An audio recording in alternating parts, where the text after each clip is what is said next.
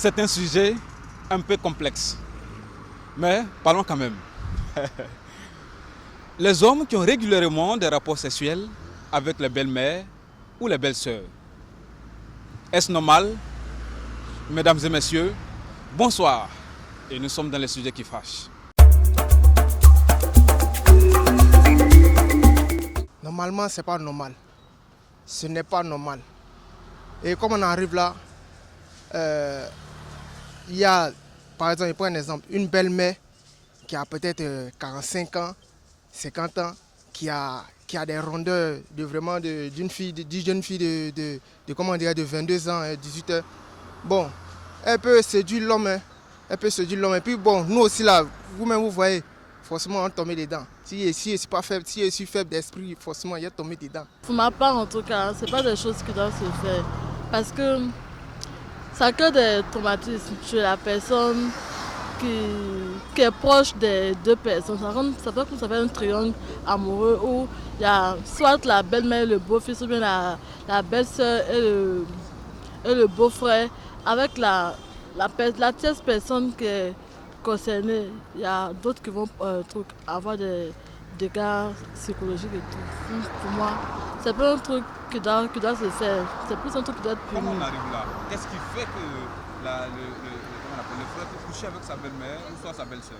C'est juste que de nos jours, beaucoup de personnes ne se rendent pas compte que le monde tourne autour de plusieurs personnes. Ils ont plus tendance à croire que le monde tourne autour d'eux, ou bien c'est eux les intérêts avant tout, ou bien je ne sais pas, l'attirance qui se lie entre ces différentes personnes.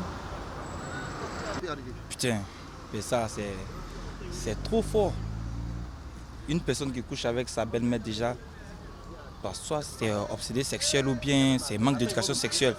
Mais ce qui peut pousser aussi des hommes parfois à agir comme ça, il faut dire parfois aussi, les dames aussi en question, les couples expliquent un peu tout ce qui se passe en chambre avec les belles-mères, les mamans plutôt, les sœurs. Ça peut pousser aussi ces personnes aussi à aller voir le monsieur en question.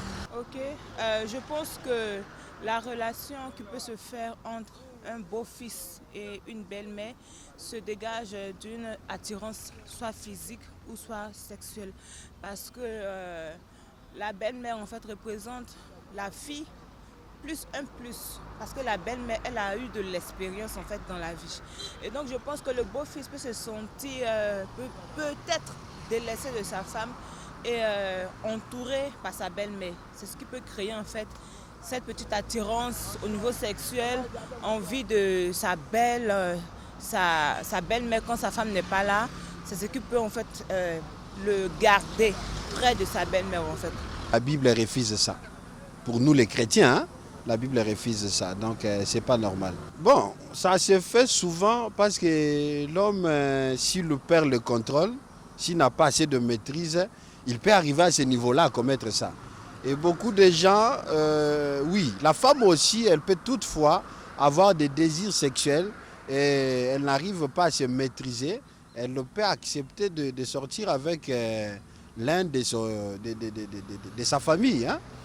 Là, c'est d'abord manque de maîtrise.